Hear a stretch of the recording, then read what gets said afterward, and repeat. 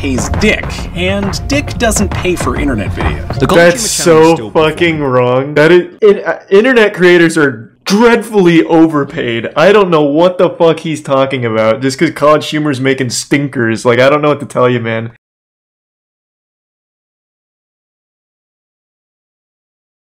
Have you seen Bad Man Meets Superman by CollegeHumor? No, they really fell off, man. I used to love them when I was young.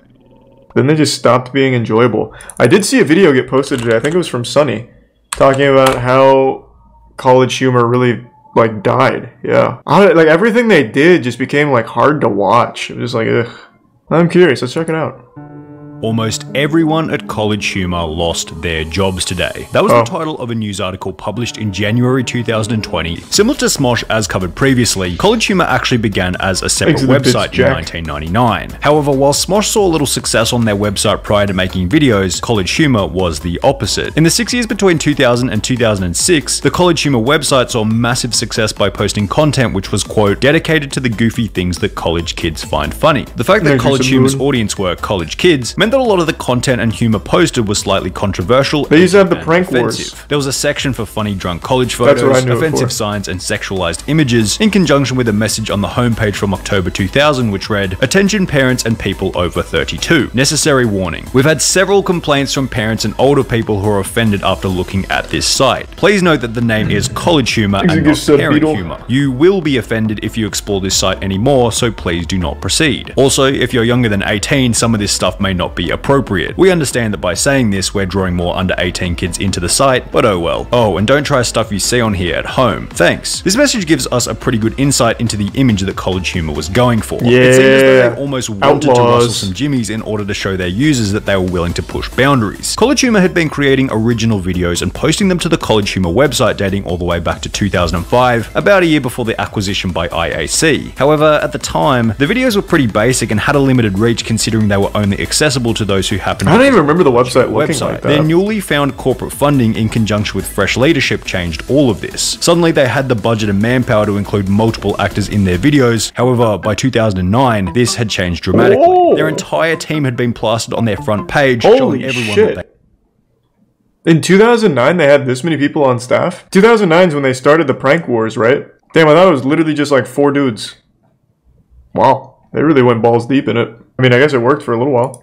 They meant business. And if you scroll down a little bit to the video section, not only did their thumbnail show that the channel had access to professional animators, but they also often displayed a large cast nestled within professional video sets. From a competition standpoint, CollegeHumor's corporate media backing and access to a huge team of professionals simply put them miles ahead of every other channel at a time when most featured little more than one person talking into a webcam. This would then reflect in their subscriber count. The channel's subscriber count skyrocketed from 150,000 to over 500,000, placing them in the position of YouTube's 16th. I still remember those medals, man. The channel was at 1 million. That shit was cool. By 2014, CollegeHumor had been ranked as New Rockstar's 76th greatest channel of all times. Jake and Amir, who were two of the most popular characters on the channel, hosted a series in which Jake would play a logical, rational, calculated office worker, having to deal with this irrational, annoying odd Those are the two guys I remember. The two would eventually release over 600 episodes of Jake and Amir between 2007 and 2015. What do they do now? They used to be so much better. Like, I know they had at least 15 actors, animation, so much better skits, and it seems as if they had a lot still more post money. together? Now there are only 5-ish actors and nothing near as good quality. And on a similar vein, I think a lot of their top talent moved on to bigger and better things. Instead of leveraging that alumni network and doing better, it seems they decided to take on the BuzzFeed model of business, and so they suck now. The comment relating to CollegeHumor taking on BuzzFeed's business model was partially true. CollegeHumor didn't have a super strong political Everything tried to follow BuzzFeed. BuzzFeed did. There was certainly a slight political bias with many videos criticizing America's president. However, most of these videos were pretty mild, done in the name of comedy, and didn't give you the idea that they were trying to have an impact on the next election in the same way that BuzzFeed did. Even after the adpocalypse in 2016, CollegeHumor kept the uncensored swearing and edgy topics alive, which the audience respected as it's simply less common, as in 2018 they would reveal that it was severely hurting the channel's profits. It came in a video titled "How the Internet is Ruining Comedy," posted on the 27th of September 2018, in which the CollegeHumor director Reich would state, "Making internet videos is challenging, mostly because it pays dick, and dick doesn't pay for internet videos." That's so fucking wrong. Internet creators are dreadfully overpaid. I don't know what the fuck he's talking about. Just because CollegeHumor's making stinkers. Like, I don't know what to tell you, man. People on the internet make way more money than most people expect, and more than they most likely should. Like, this dude is just fucking wrong. Outright wrong. Quite well at this point, gaining around 80 million views a month. However, each video was only on average between 3 and 6 minutes in length, which may not have been bringing in enough money to cover the wages of over 100 staff. Later in that same video— No, I'm not exaggerating. Like, I guess I can't get too deep into specifics. There is a channel that was once pretty popular. It is not anymore. And a single ad slot on that channel, they were selling for $300,000. A shout out. A shout out on that channel, $300,000. That was only 2 years ago. Not making that up. I'm not going to say the channel, but it's absurd. It is absurd. That's only one rare instance? No, it's not. Take, for example, Apex Legends. You remember how much they paid streamers to play the game for 3 hours? They paid $1 million to Ninja to play Apex Legends for like 3 hours. What are you talking about? Like, it's a ton. It is an absolute ton. CollegeHumor would add that nowadays many of our YouTube videos are deemed controversial and don't make any money. Showing that on top of the videos already being short, many of them weren't being monetized at all. For this reason, CollegeHumor would launch a third-party subscription website called Dropout, on which they could post all their uncensored content for free, marketing it as— it's like Netflix, but worse. And cheaper. Now, it's incredibly difficult, if not impossible, to find data on how popular Dropout TV was. The top get paid but bank, it didn't though? seem like it was a failure. There were comments on the introductory video over 2 years after Dropout's release stating, "I have been subbed for the site since this video was released, and I haven't regretted it once. I really love these guys. Dropout is so worth it. There is so much to explore and deep dive, and I want to support everyone at CollegeHumor and keep them going and creating. Best purchase I have made in ages." It seemed as though Dropout TV was helping CollegeHumor get to a position of profitability. However, such a goal was going to be much harder to achieve after the date of January 8th, 2020. CollegeHumor's parent company pulled its funding, laying off more than 100 employees and leaving a longtime executive to run the company on his own. The title to that article summed up the situation perfectly. The parent company of CollegeHumor, IAC, had pulled its funding from the channel, resulting in the layoff of 90% of its staff. CollegeHumor's director, Sam Reich, would announce the news to his Twitter in a tweet stating, "IAC, our parent company, has made the difficult decision to no longer finance us. Today, 100+ brilliant people lost their jobs, some of whom are my dear, dear friends. The twist, however, is that IAC has agreed to let me run the company myself. In words that I'm sure are as surreal to read as they are to type, I will soon become the new majority owner of CH Media. Of course, I can't keep it going like you're used to. While we were on the way to becoming profitable, we were nonetheless losing money, and I myself have no money to be able to lose." The gamer from Mars made a very strong argument in relation to this last tweet in his video discussing the CollegeHumor layoffs. With over 20 years to start making money, how much longer did the team expect their financial backers to invest in this content before they'd be justified in cutting their losses? Any day now. A very good point. If the website began in 1999, was funded by IAC in 2006, and was still unprofitable by 2020, 14 years later, IAC were probably getting pretty sick of waiting around for the project to take off. I don't know why they had 100 employees to begin with. Yet, when comparing the content to before then after, I feel like early 2000s humor is gone forever. Not entirely, but the worst parts of it certainly are. I do this every time someone brings that shit up. Like, the early 2000s had the best humor. Like, you're definitely misremembering. Like, this was what was popular in the early 2000s on YouTube. What was his big video? Oh, all of them were pretty shit, but the one I always go to. The one with the clothes hanger? Yeah, this one. Grandma, you know, I'm so sorry we had to put you in that nursing home, but we just couldn't afford to take care of you anymore, and this just makes it easier for everybody. So, you're spooning with him right now. His name's George. He's 97. I'm gonna kiss some girls. I'm gonna kiss some girls. I'm gonna kiss some girls. I'm gonna kiss some girls. Yeah. Yes. So I think it's a good thing that most of it's gone. Yeah. Okay? So anytime someone says that earlier YouTube or whatever was the golden age, I just think they were wrong, and they're just remembering that they were a kid and everything was great and like a magical experience back then. The shit is trash now. I still go back from time to time just to look at like old things I used to like when I was a kid, and I'm like, damn, Fuck, that's bad. Their 39 million average monthly views throughout 2020 has since declined to around 15 million per month, which began after a radical content shift approximately 6 months ago. CollegeHumor uploaded a video titled No Laugh Newsroom, in which characters have to read a hilarious script and whoever laughs the most loses. Prior to this video, the content uploaded to the channel was fairly diverse, covering a bunch of different topics. However, in the last 6 months, CollegeHumor has uploaded nothing but No Laugh Newsroom videos. While these are fairly hilarious, the graph seems to show that the lack of novelty is hurting the channel's overall viewership. Yet, it's hard to call CollegeHumor a failure. They are still getting pretty reasonable views given the size of their channel and team, and it's not like they made a bunch of clear, irredeemable mistakes in the same way that BuzzFeed did. They're just a channel that kind of ran their course. True. For most businesses, to lose 90% of your staff as well as your parent company funding would mean certain death. Yet CollegeHumor is still out there giving it everything they've got, certainly a commendable trait. Nice.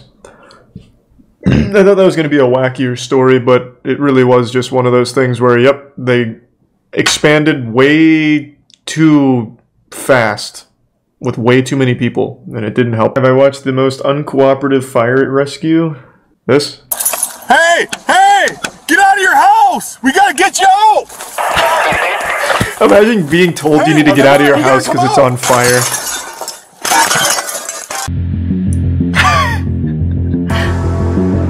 Hey! Fun fact, this song is royalty free. We actually use this as a placeholder for something coming up. Sheriff's office! Good taste. Is everybody out? Sheriff's office, is everybody out of the house? Sheriff's office, is everybody out of the house? Let's fucking kick down a door, let's get crazy. Hey! Hey! Get out of your house! We gotta get you out! Hey, it's on fire! Hey, stupid asshole, the house is on fire! Hey, you gotta get out of your house! 24149. They're just running away from the cop. My house isn't on fire! I prefer it this way. Yeah, this is fine meme for sure. Why hasn't he tried a door? What do you mean, why hasn't he tried a door? If there's a fire in the house, the last thing you want to do is grab a fucking door handle. They teach you that in elementary school. You remember the whole stop, drop, roll, call the cops? Gotta pray, summon Exodia, whatever, the whole fucking shebang? You don't grab door handles. Hey! To the house, trying to get them to exit. Was a vehicle on fire? It looked like it spread to the tractor. You gotta come out! I'm gonna break the window, okay? Actually, real quick, before he goes full, like, action man mode, I think it actually was just their tractor on fire. Like, the house is still intact, it seems. Like, he's gone the whole distance now. I think it's just their tractor. What? But he had a fire extinguisher. Why not just go up to the tractor and be like, hey, I've got it. Instead, he's gonna come over here and break the fucking window with an ice pick. What a rough day for these two. They're like, my fucking tractor's on fire and I can't find a bucket to throw water on it. Luckily, an officer's here with a fire extinguisher as he's busting in 10 windows. You gotta come out! 151. We gotta come out a window. You can't go out that way. But again, it could be like more on the backside. I'm not sure. It really looked like it was just the tractor. We gotta get you out! Yeah, just go out the front door. Come on, come over here. I'm gonna break the window. Watch out. You gotta get out! No! Break the window. Is that the only door? I will sue you if you break my window. Where's the door? You gotta get out this way then. Then I gotta break the window. Can't we just open it? I have to. I can't. I'm sorry. I can't hurt. I can't let you get hurt. This. Gotta get out. This is so bad on that side. I can't let that happen. Black smoke is horrible. The officer's got great intentions. He's got a good heart, I think. I gotta get you out. Oh, and he just blasted glass in this dude's face. I'm sorry. Is that why he's bleeding? Horrible. Where's my dog?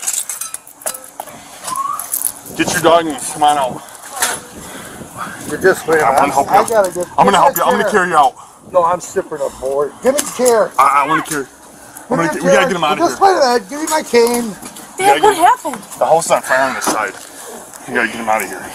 Come on, come on. No, well, we should really finish clearing out the glass or he's gonna cut himself again. How is the house Without your bare hands, I would say. Where is it? What? Girls, come! I'm not leaving without my Mountain Dew. I know. Critikal, come here, baby! Come on. Shane, get out! Shane, get out! Man, what is the response time from the fire department here? Come here, Critikal. Come on, we gotta go. We gotta go. We gotta go. Let's go. Look at this. Get him out! Get him out! Anybody else in there? No, baby, come here! Come here, baby! No, now it's starting to really get the back of the house. Now you can see it. Get him over here. Now it's not just the tractor. We gotta get you out of here, buddy. Why? What for? Because the house is on fire, man. Oh my gosh.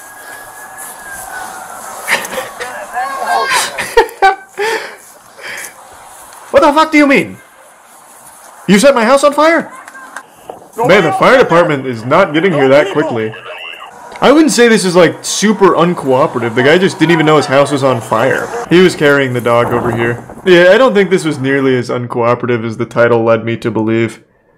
I thought it was going to be like, the dude just refused. He's like, nope, I'm going down with the ship. Woman who tried to rescue escaped monkey got pink eye. Oh, well, it's not as bad as advertised then. They had these, the way they initially talked about these monkeys, I thought these things had like turbo space herpes or something crazy. Truck transporting 100 monkeys to a CDC research lab crashing on the interstate highway. Police in rural Pennsylvania are asking residents to look out for monkeys on the loose. It even caught the attention of the late night comics. The impending disaster we all worried about this weekend has been resolved because all monkeys have been accounted for after a truck with 100 monkeys. He's recent Admiral Brian Hunter. But this good Samaritan, Michelle Fallon, doesn't she looks think it's pissed. funny. She came across the She's scene upset. and did what she could to help out, and now she really regrets it. I get my face and I put it right up to the crate because it had like chicken coop wire covering, going around it. And at that point, this monkey pops up and just hisses at me. The result was this, a possible case of conjunctivitis. They were flown to JFK Airport in New York and were on the way to a CDC quarantine facility when the truck collided with another vehicle, sending all dump those truck. monkeys You can see it right over there. Yeah, I knew it had something to do with a dump truck. And then some of the monkeys got out.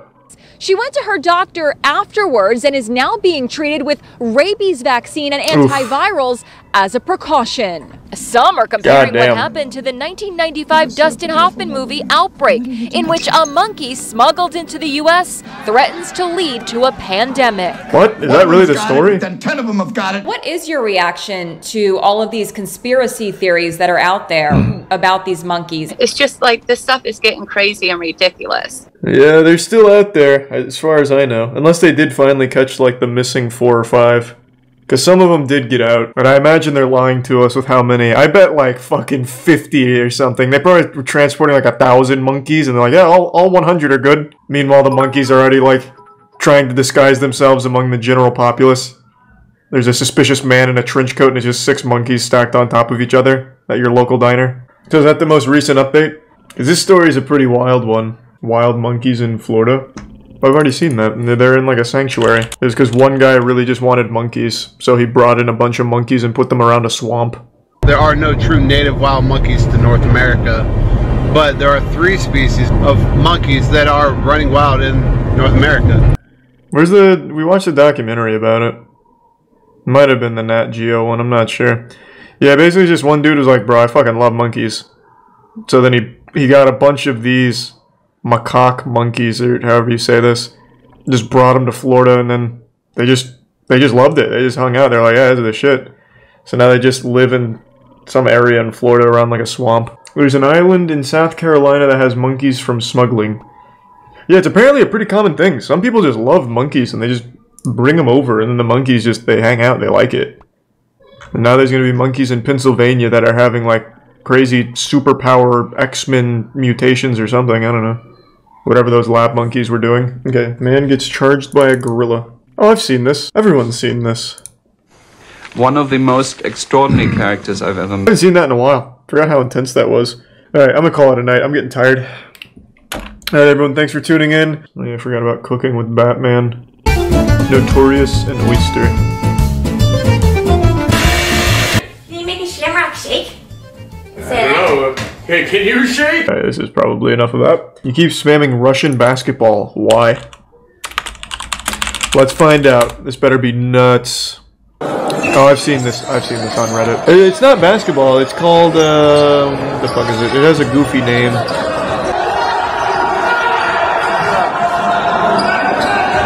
No, it's not rugball. It's definitely rugby plus, like, elements of basketball. But it has a name, like an official name.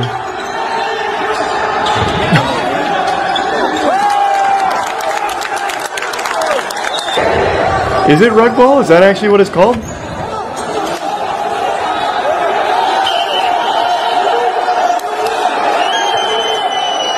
I'd call it aggravated assault personally. I mean, kinda. But it's a sport.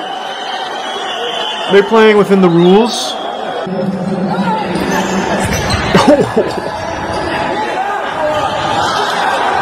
That had to hurt real fucking bad.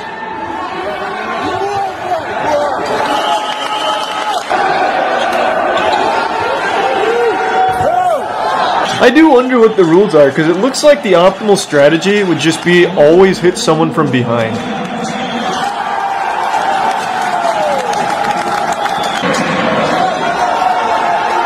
Nice.